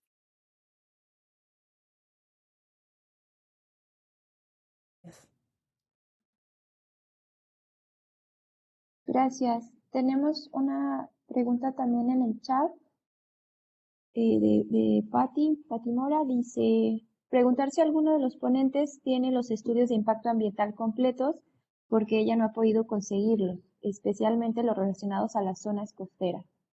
Ajá, esa es la pregunta. Si alguien tiene acceso a los estudios de impacto ambiental en las zonas costeras de los ponentes. He estado buscando materiales y solo encuentro planes de desarrollo y, son muy generales. De hecho, de ahí surge parte de mi interés de este nuevo modelo de desarrollo, porque así es como es definido, con una ambigüedad y con un uso lingüístico muy particular, o sea, terminología muy general, redundante. Y como estoy leyendo materiales tanto del tren como del puerto, noto eso, ¿no? Que sustentabilidad, respeto a la soberanía, em, crecimiento económico, pero no hay, no he encontrado sí, estudios de impacto ambiental, no he encontrado algo que complejice lo que está en los planes de desarrollo. Tanto en el Plan Nacional de Desarrollo del 19 al 24, como el del puerto, como el de la operación que dirige a Cipona, eh, y no tengo a la mano el otro, el del tren, pero no los he encontrado. Sí, también es como, pues, importante nombrar que tengamos en cuenta que las licitaciones, por ejemplo, para los PODEVIS siguen abiertas, ¿no? No, en realidad no hay nada concreto. No sé si el compañero, la persona que expuso después de mí, tal vez tenga información más concreta. Estaría muy interesante si nos la pudiera compartir porque habló como, parece que con más información tal vez que las que el resto, pero las licitaciones están aún abiertas, es decir, no saben ni siquiera qué empresas se van a instalar, no tienen claridad ni siquiera de qué tipo de proyectos específicos se van a instalar en cada uno de los PODEVIS. Hay un documento, un proyecto de cooperación técnica encargada al Banco Interamericano de Desarrollo. Hemos tratado de conseguirlo y no nos lo han querido dar, o sea, ante eh, Infomex, y tratamos de solicitarlo y no se nos proporcionó porque supuestamente pues es privado, ¿no? Es información, pues concentrada nada más dentro del BID. Y es lo único que sabemos, ¿no? Entonces es curioso justamente la manera en la que se van llevando como estos proyectos, porque como están tan fragmentados, es también una forma de evadir estas responsabilidades que tienen con el mismo sistema, ¿no? Que los cobija. Las manifestaciones de impacto ambiental no están porque están rehabilitando vías que ya existen, ¿no? Entonces se saltan muchas de estas cosas, ¿no? O habría que ir rastreándolas de otra manera que es un poco más complicada. Entonces, en términos generales, no, no tenemos esa información, y no parece estar disponible, ¿no?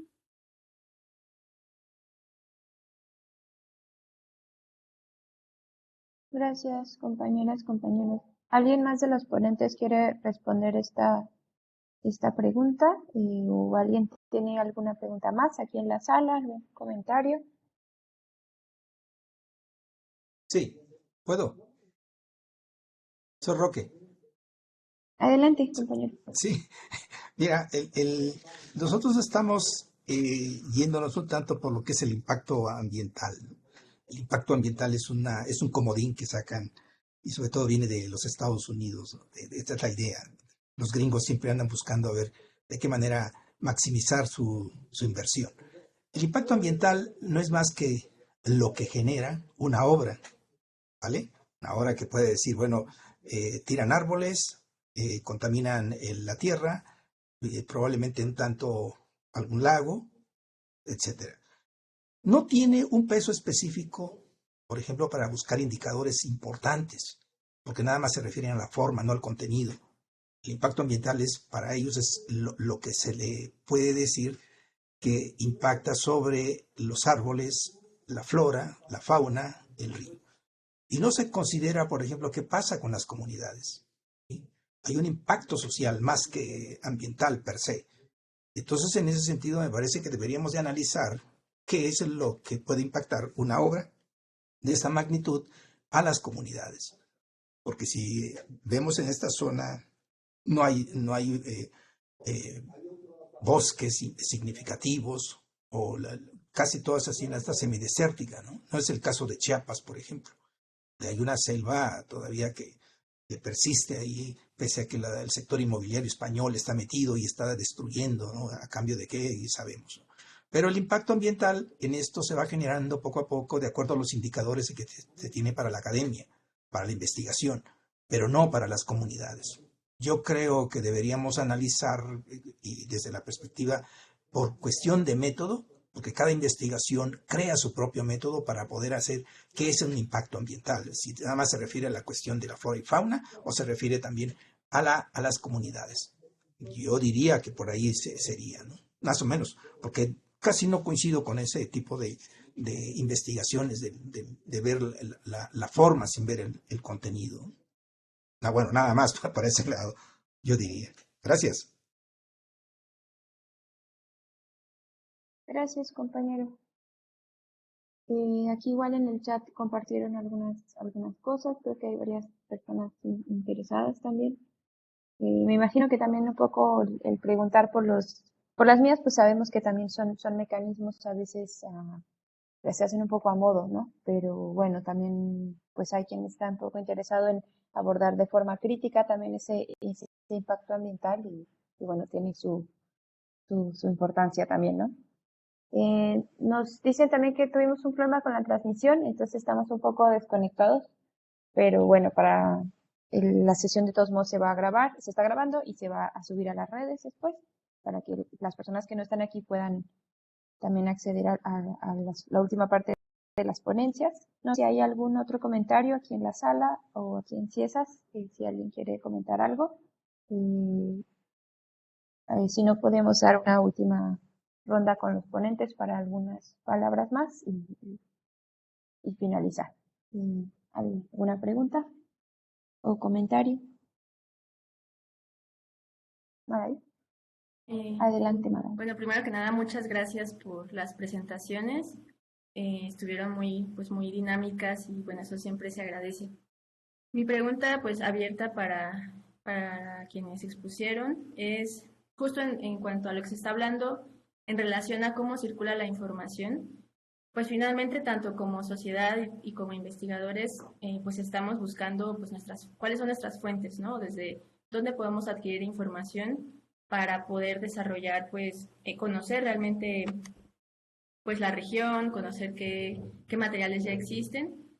Y pues quería preguntarles cuál ha sido, dado que es un proyecto que además a lo largo de la historia, como ya nos mencionaron, ha ido cambiando de nombre. Me imagino que ha sido un proceso también de ir rastreando, ir conectando los puntos de este proyecto. ¿Cuál ha sido como ese reto en cuanto a obtener información? Y en cuanto también en contraste o en comparación incluso con el Tren Maya, ¿no? Que incluso hasta mediáticamente me parece que se le ha dado pues más, no sé si exista realmente más información de fondo o solamente pues más, digamos, publicidad. Entonces, más bien la pregunta es esa, ¿cuál ha sido el reto, las dificultades?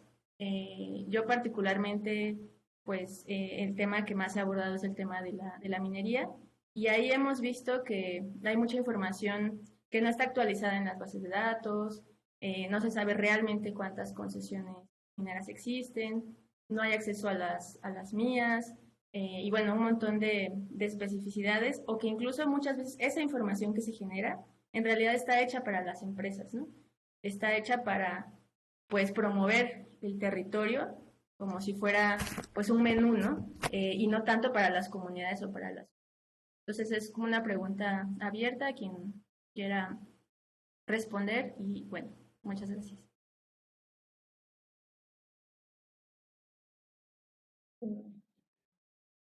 Vale, pues adelante compañeros, si alguno de los ponentes quiere responder la pregunta de Madai. ¿Podemos empezar en orden o como ustedes quieran?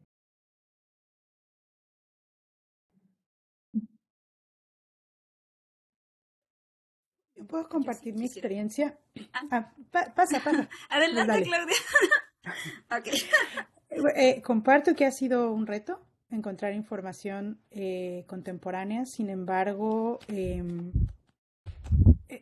sí hay artículos publicados y ahorita le mandé un mensaje, no la pongo en el spot, pero uno de los artículos con el que pude identificar más material fue de Susana Vázquez, que está en el seminario.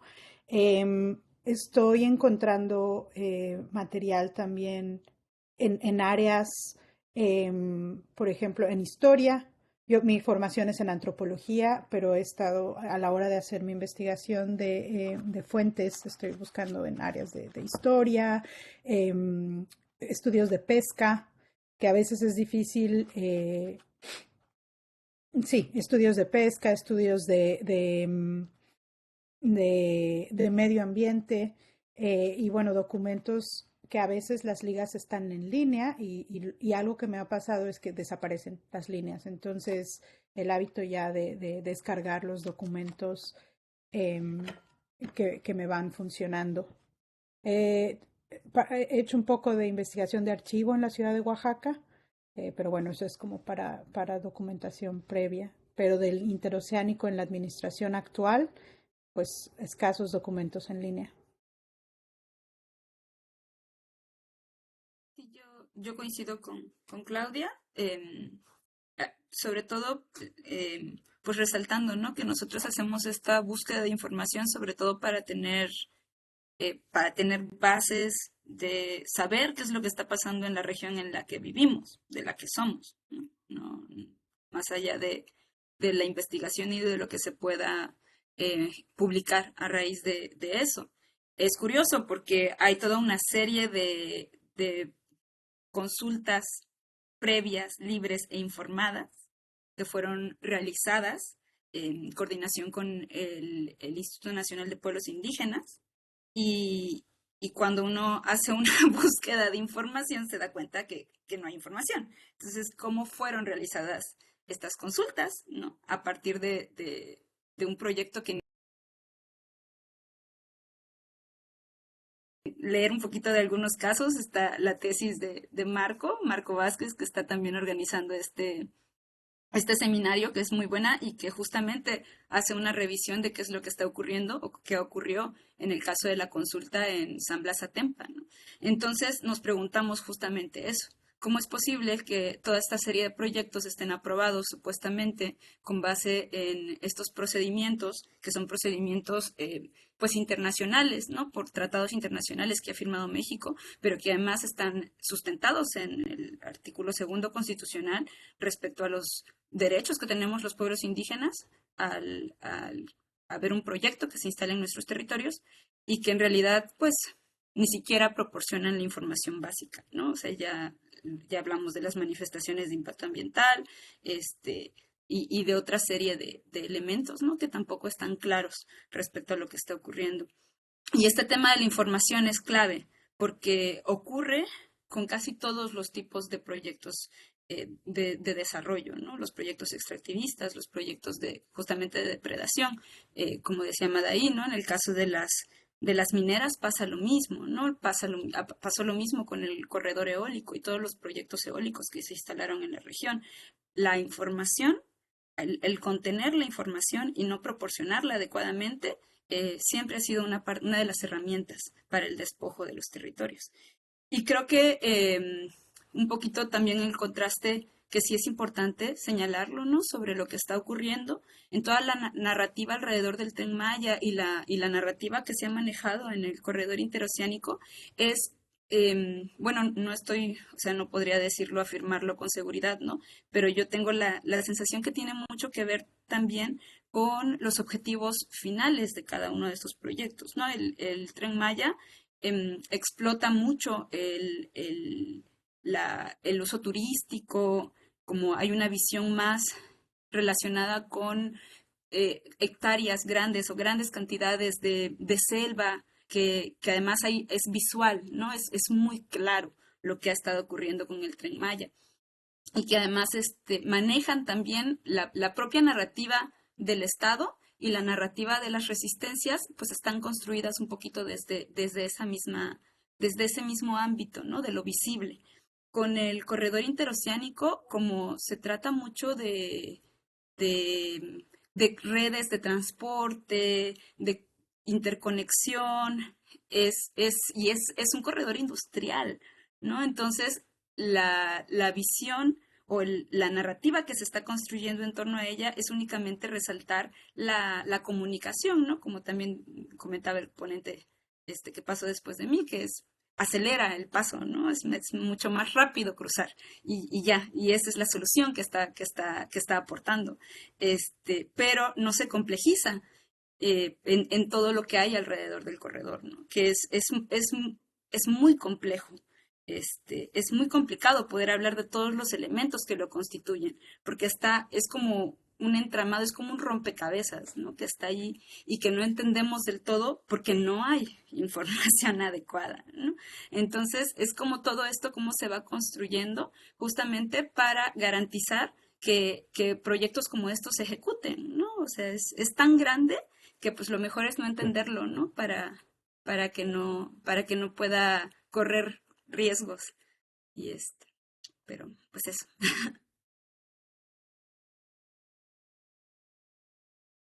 Gracias, compañeras. No sé si los compañeros Roque y Juan Manuel quieran responder también a la pregunta de Madaí.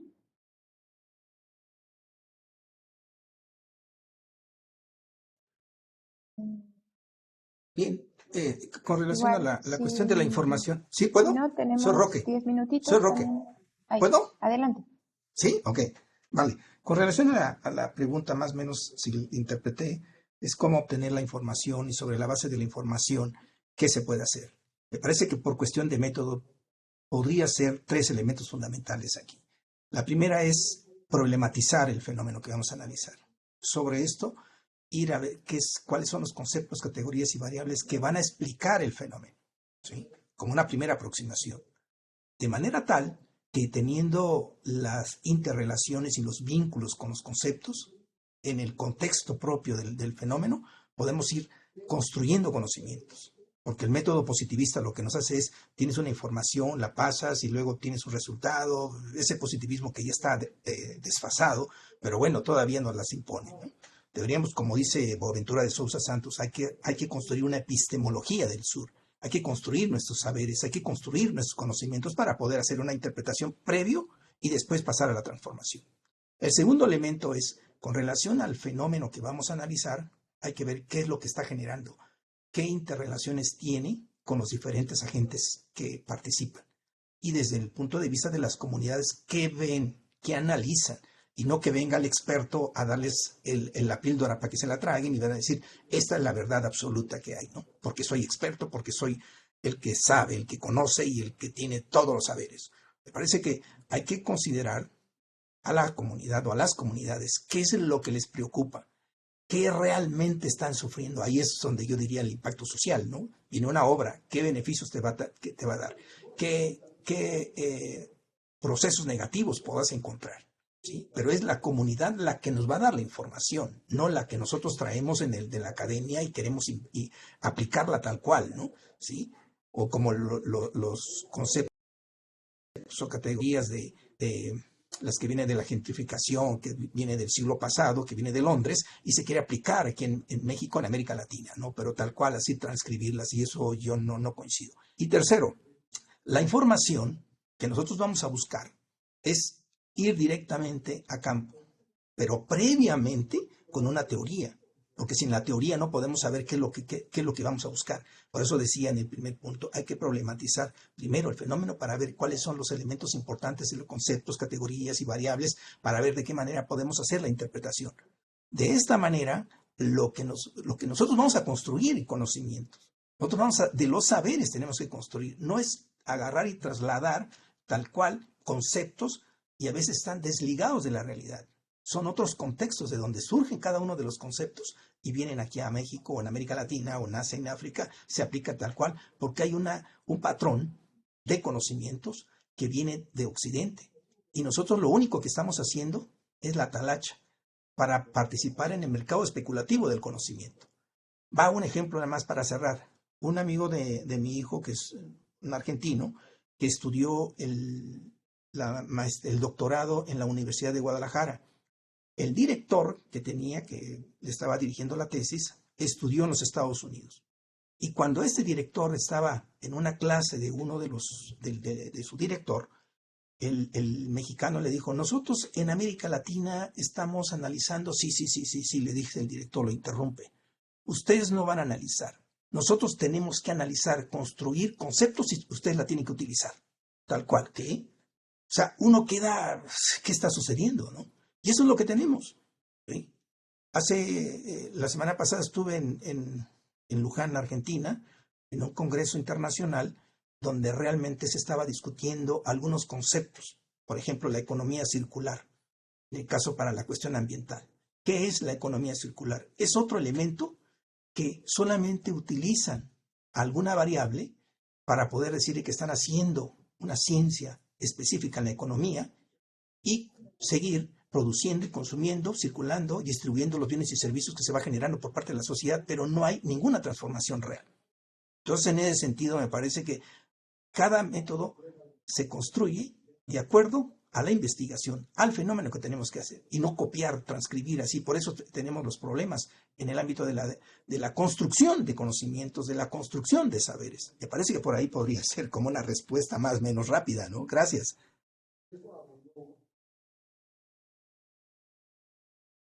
Gracias, compañero. Bueno, pues aquí hay algunas cosas que han aportado las compañeros también en el chat. Ese tema de las mías, algunos comentarios sobre este tema de la información. Y bueno, si estamos ya acercándonos a la hora de... Entonces, si no hay un comentario, una pregunta más, pues eso sería todo. Nos avisan que recién se restableció la transmisión, pero de todos modos el video completo de la sesión va a estar disponible en las redes sociales de Ciesas, de Radical y de la PIT, me parece. Entonces, ¿cómo? Ajá. Entonces voy a leer solo los últimos dos comentarios. Bueno, dice Pati Mora, por cierto, el fin de semana salió en el periódico que se habla ya de 11 parques industriales en lugar de 10. Andrea Bianchetto dice, no son las comunidades que tienen que darnos las informaciones, somos nosotros los que tenemos que informar a las comunidades para que tengan herramientas para defenderse. Y Susana Vázquez, la compañera Susana, dice, a veces no da buenos resultados el portal de transparencia. Ahí viene información pública, poca, pero hay algo, todo depende de lo que busquemos. Hacer solicitudes de transparencia que puede llevar a que no te den nada o que te tachen toda la información que viene. Pero igual le falta información, nos dice mucho para el análisis. Gracias, compañeras, por los comentarios. Sí, yo también iba a comentar un poco esto de es un lío esto de las solicitudes de información, pero bueno, el año pasado en un informe que sacó Fundar sobre minería, casi todo el informe está basado en solicitudes de transferencia, que yo creo que se llevaron muchos meses en concretar, pero lograron reunir una gran cantidad de información. Entonces creo que también hay cosas que hacer, ¿no? Y bueno, aquí ya no veo manitas levantadas, entonces pues creo que